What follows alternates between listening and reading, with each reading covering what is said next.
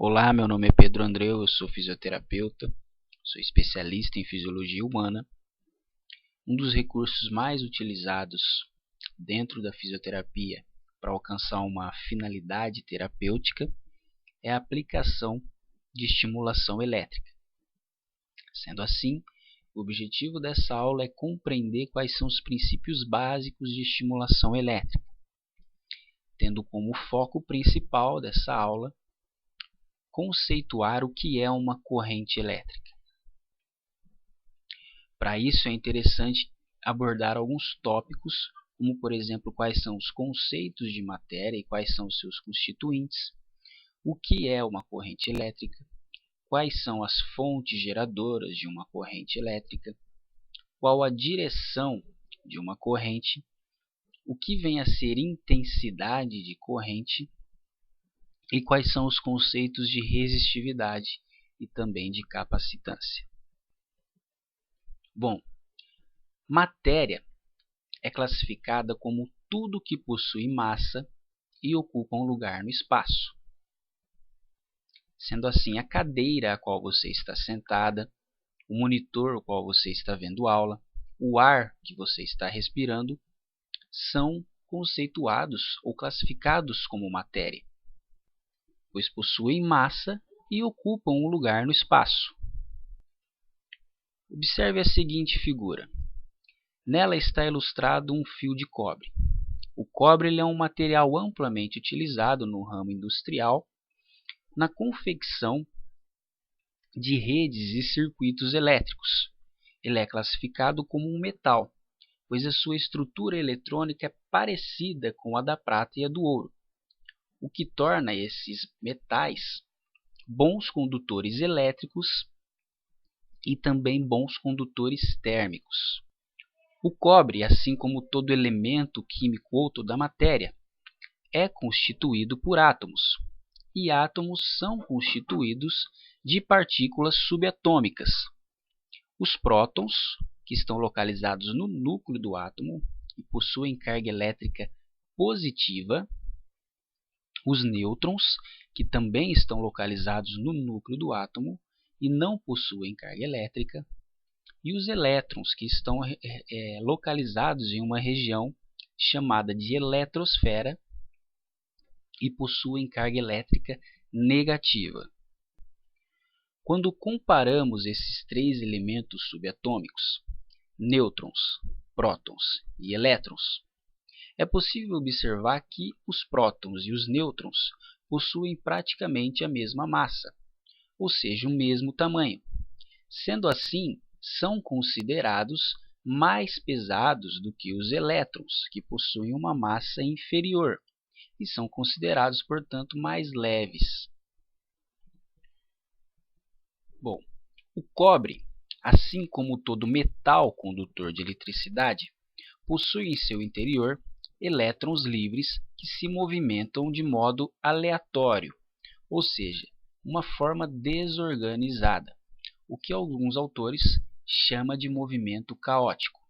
Esse movimento caótico é similar ao movimento de moléculas em um determinado gás ou um líquido. Esse movimento desorganizado acaba fazendo com que nenhum fluxo efetivo de elétrons ou de corrente elétrica seja gerado, sendo assim a ausência de corrente elétrica nesse caso. Já que eu mencionei o termo corrente elétrica, vamos ver o que significa. Corrente elétrica é definida como qualquer movimento de cargas de uma região para outra. No entanto, esse movimento acontece de modo organizado e unidirecional, diferentemente do exemplo anterior, onde os elétrons se moviam de modo desorganizado e aleatório. Quando uma corrente elétrica acontece ao longo de uma trajetória, ela é denominada de circuito elétrico. E esse pode ser classificado como circuito elétrico aberto ou circuito elétrico fechado. Observe na seguinte ilustração um circuito elétrico sendo formado por uma bateria, ou no caso uma pilha, com seu respectivo condutor de eletricidade ligado a um interruptor que é religado a outra extremidade do condutor ligado a uma lâmpada ou uma fonte luminosa que é religado à bateria. E isso forma um circuito elétrico. No entanto, ele é chamado de aberto, pois o interruptor está impedindo a passagem da corrente elétrica até a outra extremidade do condutor. Dessa forma, o fluxo de elétrons ou a corrente elétrica não alcança a fonte luminosa e ela continua apagada. Diferentemente, no circuito elétrico fechado, o interruptor conecta as duas extremidades do condutor, fazendo com que o fluxo ou a corrente elétrica seja capaz de chegar até a fonte luminosa, fazendo com que esta se acenda.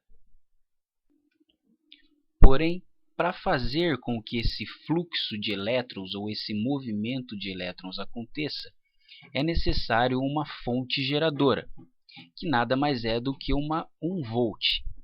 O volt é uma unidade de tensão elétrica, ou seja, uma região que apresenta uma diferença de potencial elétrico. Mas o que vem a ser uma diferença de potencial elétrico?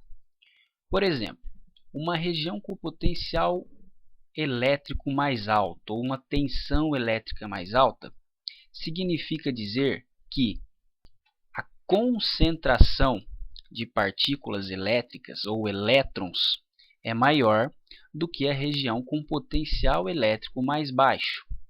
Dessa forma, uma força sobre os elétrons livres que estão presentes no interior do condutor move esses elétrons em direção à região de menor potencial elétrico ou potencial elétrico mais baixo.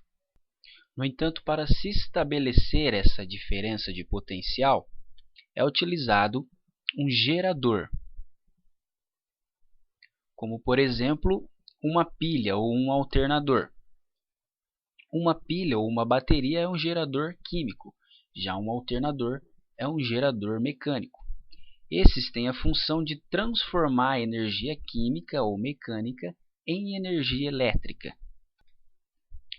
É possível fazer uma analogia de voltagem e corrente elétrica ao sistema hidráulico ou hidrodinâmico de uma residência.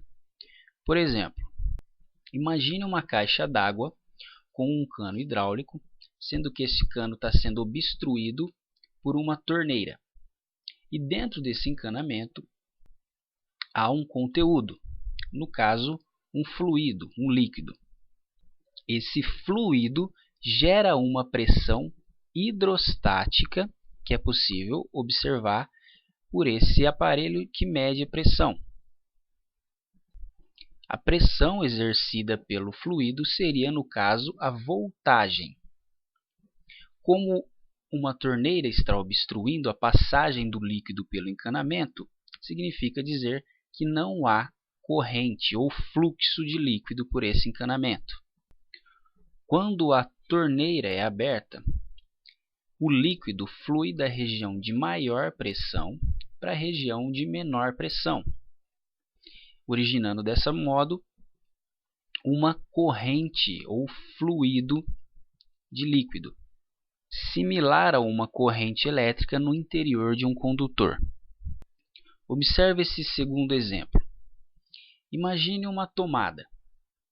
As tomadas elétricas têm uma tensão que giram em torno de 127 volts a 220 volts. Agora imagine um celular.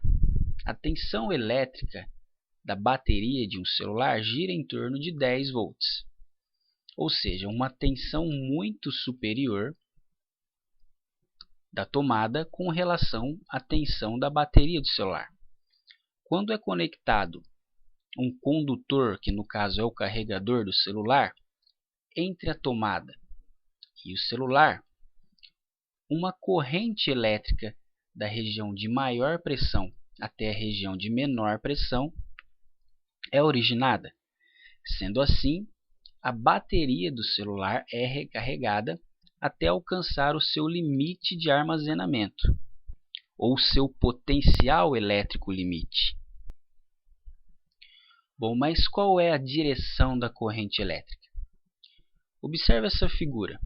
Nela está ilustrado um circuito elétrico, que é formado por uma pilha, no caso um gerador químico, ligando um condutor por um circuito elétrico fechado, no caso o interruptor está conectando as duas extremidades dos condutores, ligado a uma fonte luminosa que é religada ao polo positivo da pilha. Quando aumentamos a resolução desse condutor, é possível observar que os elétrons estão se movendo na direção do polo positivo da bateria. Ou seja, estão se movendo da região de maior potencial elétrico negativo para a região de menor potencial elétrico negativo. Esse movimento dos elétrons é chamado de sentido real da corrente. Porém, no estudo da eletrodinâmica, o sentido convencional também é adotado. O sentido convencional se refere ao movimento de partículas eletropositivas, que acontece da região de maior tensão eletropositiva em direção à região de menor potencial eletropositivo, ou seja, em direção ao polo negativo. No entanto, esse movimento, essa classificação divergente, acaba sendo irrelevante para o estudo da eletroterapia. Então, não vamos aprofundar os conhecimentos com relação a essas classificações divergentes. Bom, mas como é que eu sei a quantidade de elétrons que está passando nesse condutor? Essa é uma condição chamada de ampere. Ampere é o fluxo total de cargas através de uma área por uma unidade de tempo. Observe essa ilustração. Nela está sendo demarcada uma área e um determinado intervalo de tempo. E uma quantidade de elétrons está passando nessa área. A quantidade de elétrons que passa nessa área é o ampere. Agora, observe essa outra figura. Um condutor de menor calibre.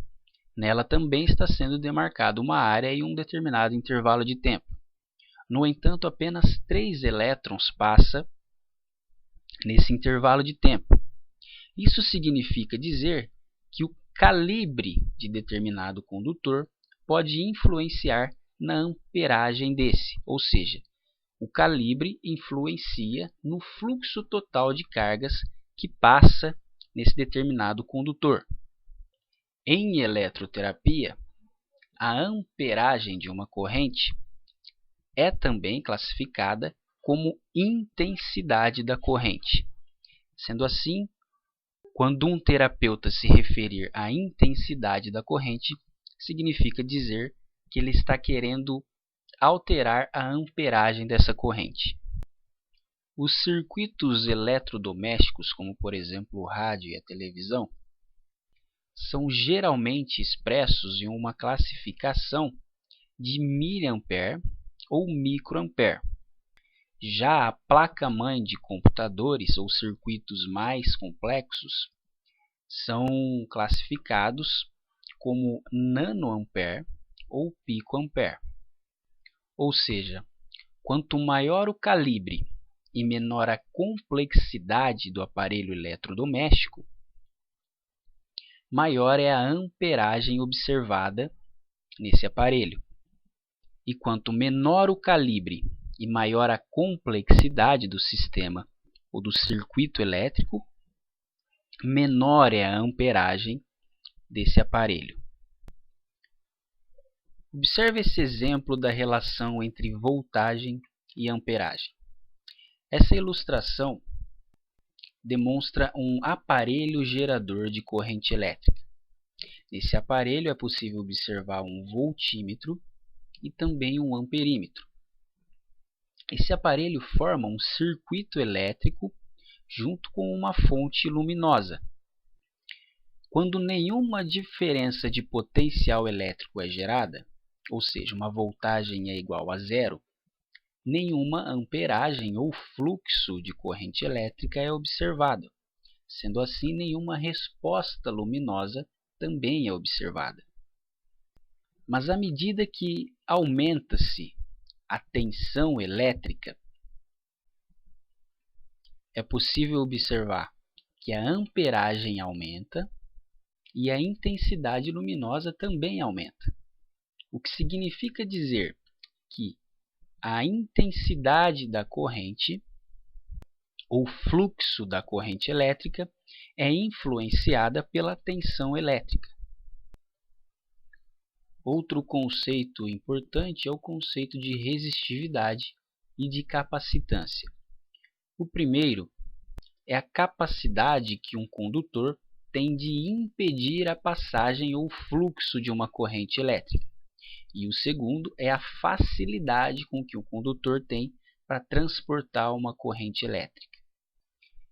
Essa tabela ilustra de modo crescente a resistividade de determinados materiais. Por exemplo, a prata e o cobre são classificados, segundo esta tabela, como os melhores condutores, pois eles apresentam a menor resistividade desses materiais. Quando comparados, por exemplo, com o mercúrio, é possível observar que a prata e o cobre são melhores condutores do que o mercúrio. Já os materiais onde a resistência ou a resistividade é muito alta, estes são chamados de isolantes, pois a passagem de corrente elétrica por esses materiais é quase nula. A borracha e o plástico não estão descritos nessa tabela, mas são os materiais mais comumente utilizados no ramo industrial, pois a capacidade de resistência ou de ser isolante desses materiais é muito alta. Sendo assim, quanto menor a resistividade, maior é a capacitância de determinado condutor. E quanto menor a capacitância, maior é a resistividade. Para exemplificar essa relação antagônica de resistividade e capacitância, ou de condutor e isolante, observe essa figura.